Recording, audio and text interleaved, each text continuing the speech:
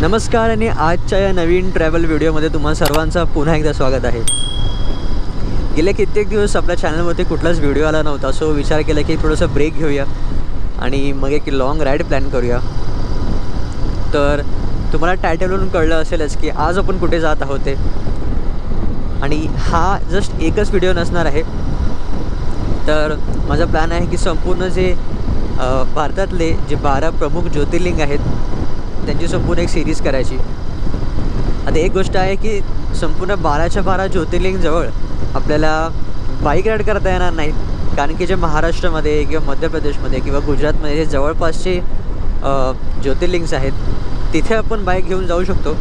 But साऊथला जे 2 ज्योतिर्लिंग आहेत आणि नॉर्थला जे 3 आहेत तिथे बाईकने जाणं थोडं डिफिकल्ट होऊन जाईल। सो त्यामुळे या संपूर्ण ज्योतिर्लिंगच्या सिरीजला हे 3 पार्ट्समध्ये डिवाईड केलेलं आहे। पहिल्या पार्टमध्ये म्हणजे जे आजपासून जी सुरुवात झालेली आहे त्यामध्ये आपण महाराष्ट्रात 3 म्हणजे भीमाशंकर, त्र्यंबकेश्वर आणि कृष्णेश्वर, मध्य प्रदेशमध्ये 2 महाकाळेश्वर आणि ओंकारेश्वर, आणि गुजरातमधले 2 नागेश्वर आणि सोमनाथ, असे 7 ज्योतिर्लिंग जे आहेत ते आपण आजपासून जे आहे ते एक्सप्लोर करायला सुरुवात करणार आहोत। आणि मग जे उरलेले 5 आहेत ते आपण पुढच्या लेगमध्ये करणार आहोत। सो जसं मी म्हटलं की जे 7 ज्योतिर्लिंग्स आहेत त्यापैकी पहिला जो मी एक्सप्लोर करायला जाणार आहे तो आहे भीमाशंकर। पुण्यापासून जवळच आहे, म्हणजे मुंबईपासून 200 किलोमीटरच्या अंतरावरती आहे। सो एकाच दिवसात जाऊन दर्शन घेणं पॉसिबल आहे। थोडं हेक्टिक होऊ शकतं कारण की 200 किलोमीटर प्रवास करणं, आणि जर तुम्ही वीक एंड्सला जाल शनिवारी रविवारी तर अर्थातच तुम्हाला ट्रॅफिक म्हणतात तुम्हाला क्राऊडही जास्त मिळेल। सो आज आहे संडे, सो मी एक्सपेक्ट करतो आहे की मला देखील तितकाच क्राऊड मिळणार आहे आज। तर भीमाशंकर नंतर जसे म्हटलं की महाराष्ट्रात आणखी 2 एक्सप्लोर करणार आहे, तर मी त्याच सिक्वेन्समध्ये जाणार आहे। भीमाशंकर, मग भीमाशंकरवरून त्र्यंबकेश्वरला जाणार आहोत, त्र्यंबकेश्वरवरून कृष्णेश्वरला जाणार आहोत, कृष्णेश्वरवरून आपण मध्य प्रदेशमध्ये जाणार आहोत। सर्वात आधी इंदोरजवळच्या ओंकारेश्वरला, मग उज्जैनच्या महाकाळेश्वरला, आणि मग तिथून गुजरातमध्ये एंटर करून नागेश्वर, आणि मग एंडला सोमनाथ, असे आपले 7 ज्योतिर्लिंगचा टूर असणार आहे। आणि मग अर्थात सोमनाथवरून वाया सुरत माझा एम आहे की तिथून बोट सर्विससुद्धा आहे, सो त्यांनी यायचं जेणेकरून तेवढा ट्रॅव्हल टाईम वाचेल आणि तितका आरामी करता मिळेल। कारण की आता सोलो राईडमध्ये असल्यावरती थोडा आपल्याला वर्कलोड मॅनेज करायचा आहे, आणि कंटिन्युअस आपण रोज मिनिमम 300 किलोमीटर तरी बाईक चालवून आणि मग दर्शन घ्यायला जाणार आहोत। सो थोडा टाईम कन्स्टंट आपल्याकडे आहे। 10 दिवसांमध्ये आपल्याला 7 ज्योतिर्लिंग जे आहेत ते कंप्लीट करायचे आहेत या 3 स्टेट्समधले, आणि त्यापैकी आजचा पहिला जो आहे तो भीमाशंकर आहे। आता ऑलमोस्ट सकाळचे 8:30 झालेले आहेत आणि मी मुंबईवरून अराऊंड 7:15-7:30च्या दरम्यान निघालो होतो। एक सकाळी लवकर निघायचं हेच फायदा आहे की ट्रॅफिक तर कमी भेटतं मुंबईत, प्लस मुंबईपासून भीमाशंकर अराऊंड 4.5-5 तासाचा प्रवास आहे 200 किलोमीटर असल्यामुळे। तळेगाववरून आपल्याला आज जावं लागतं, सो तळेगावपर्यंत रस्ता तर माहिती आहे मला, सो त्यामुळे मी गुगल मॅप्स लावलं नाही आहे। जेव्हा तिथे पोचेन तेव्हा पुढच्या प्रवासासाठी गुगल मॅप्स लावेल। आणि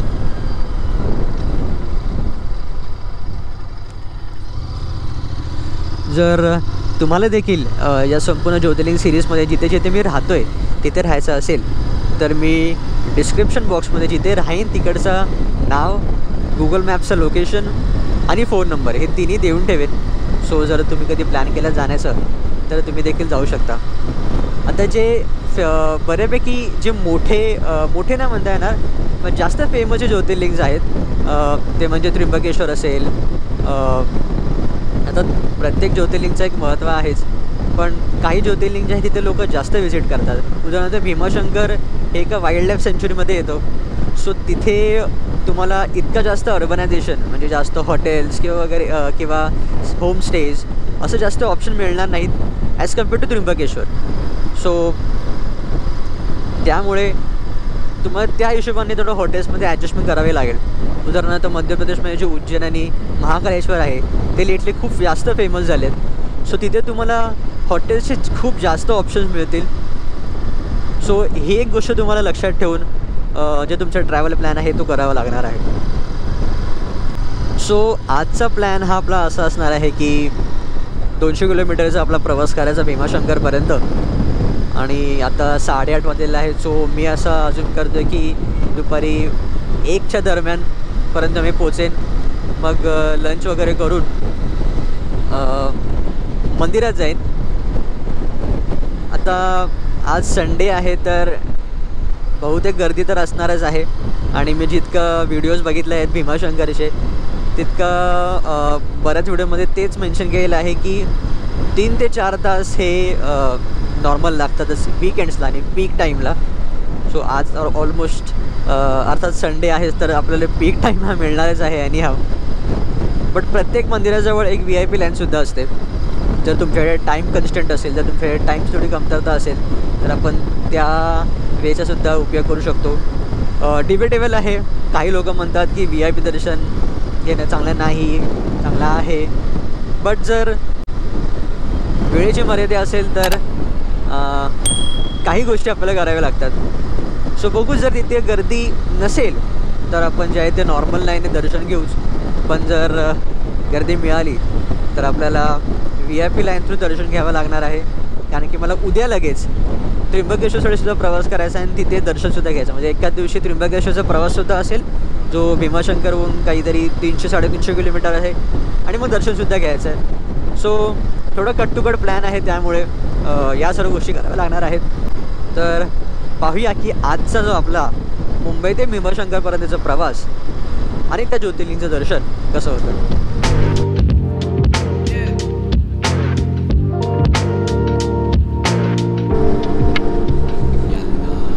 ओके, तर आता आपण टुवर्ड्स तळेगाव चाललेलो आहोत. आपण कामशेत क्रॉस केलं आणि आज संडे असल्यामुळे लोणावळ्यामध्ये येण्यासाठी काहीच ट्रॅफिक नाही आहे.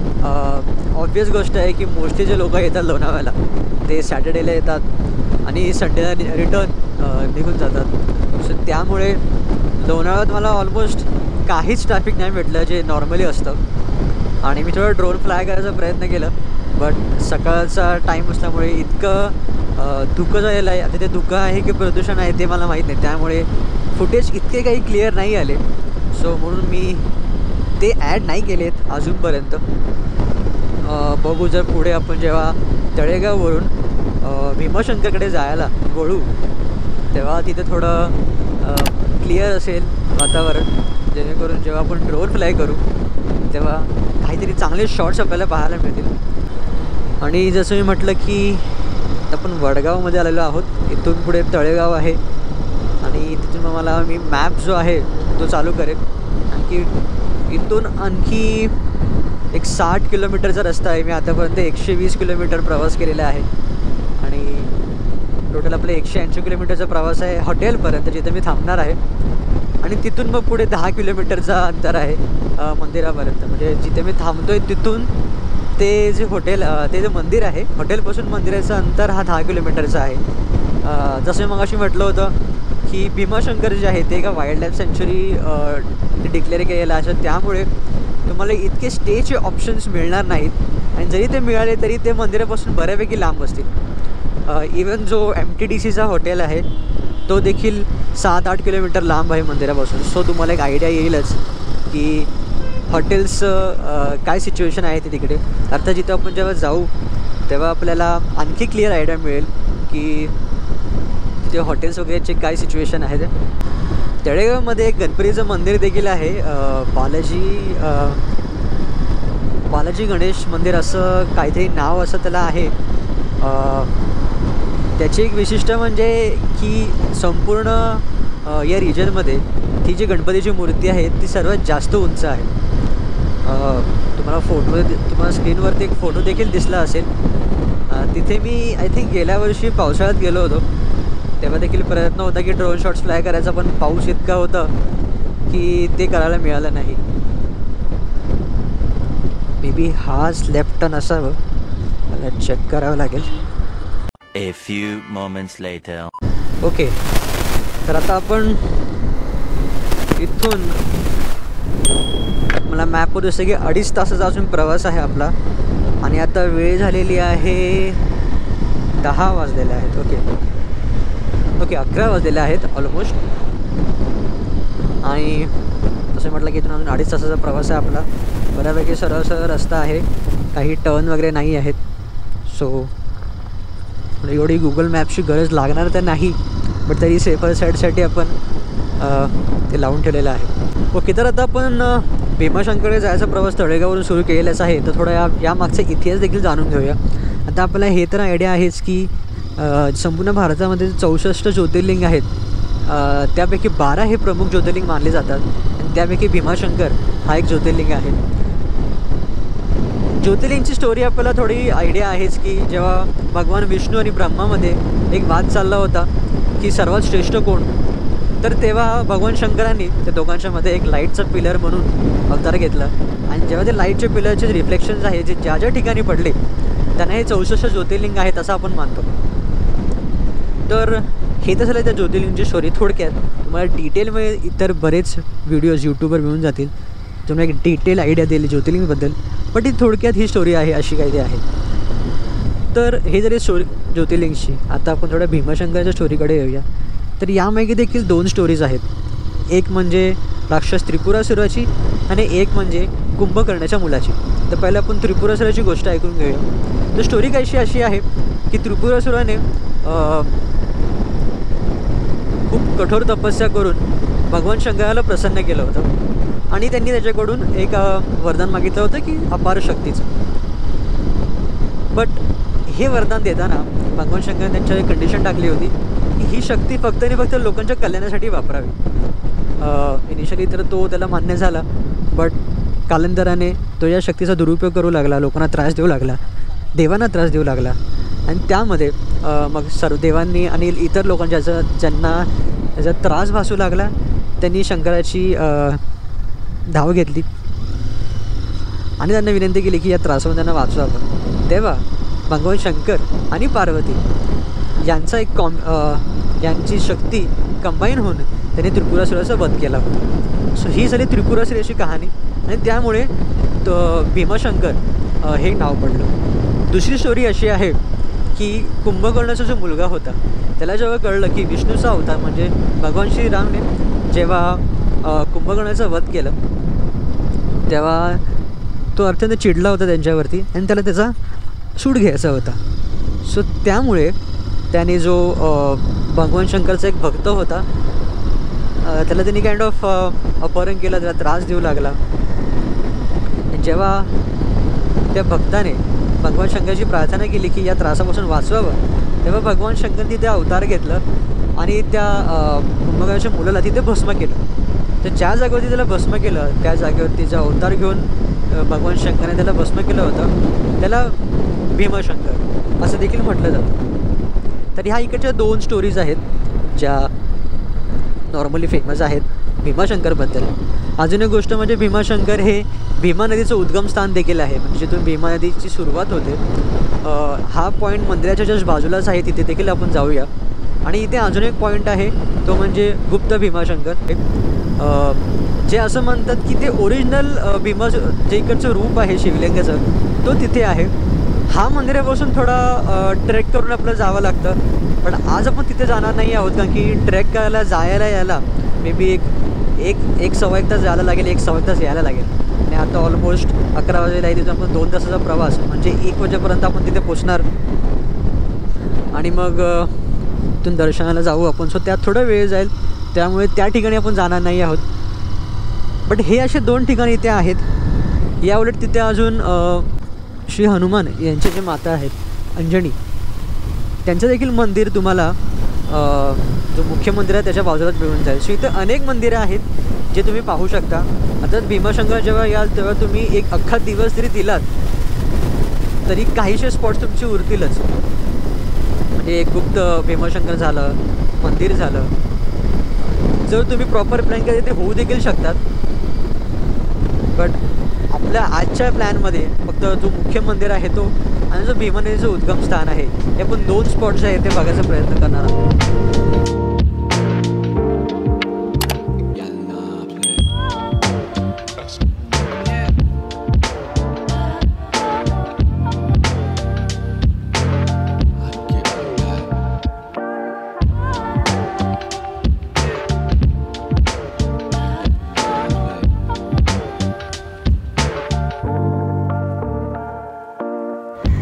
तर बेसिकली या पॉईंटला गोप्रोने माझा साथ सोडला आणि ऑडिओ रेकॉर्ड हा झालाच नाही. इथून मी ड्रोन फ्लाय केला होता, जिथे मी काही वेळा आधीच फुटेज पाहिलं. थोडं धोक्यासारखं वाटत होतं एका क्लिपमध्ये, पण कामशेतपेक्षा हा फुटेज नक्की चांगला होता. जर डोंगराचा व्ह्यू पावसाळ्यात पाहिलं असतं तर खूपच सुंदर वाटलं असतं. आणि एक गोष्ट अशी पण आहे की मोस्टली इथे पावसाळ्यात लोक ट्रेक करायला येतात भीमाशंकरचा. मेनली 2 रूट्स आहेत भीमाशंकरला येण्यासाठी. एक म्हणजे ज्या रूटने आपण जातो आहे आणि एक म्हणजे एक ट्रेक आहे. काही मिनिट्स आधी रोड खराब होते, पण इथून बहुतेक चांगल्या रोड्स आहेत असं वाटतं आहे. आणि ही कोंबडी ऑलमोस्ट मरता मरता वाचली गाडी खाली. इथून माझ्या समोरच्या डोंगरावरती मला काही विंडमिल्स दिसत आहेत. जेव्हा मी ड्रोन फ्लाय केला होता तेव्हाच खूप वारा सुटला होता, सो ऑब्वियस आहे की ते विंडमिल असणं. असेच विंडमिल्स मी देवगडला देखील पाहिले होते. त्याचा व्हिडिओ देखील तुम्हाला स्क्रीनवरती आता दिसत असेल. तर आता आपला मोटो व्लॉग हा खूप झालेला आहे, तर मी पटकन रूमवर पोचतो आणि जेव्हा मी मंदिरात जायला निघेन तेव्हा पुढचा व्हिडिओ जो आहे त्याची सुरुवात करेन. तर दुपारी 2च्या सुमारास मी दर्शन घ्यायला निघालो. बाईक जी आहे ती मंदिराजवळ पार्क केली. 4 व्हीलर्सची पार्किंग जी आहे ती मंदिरापासून बरीच लांब आहे, ऑलमोस्ट 2 ते 3 किलोमीटर्स.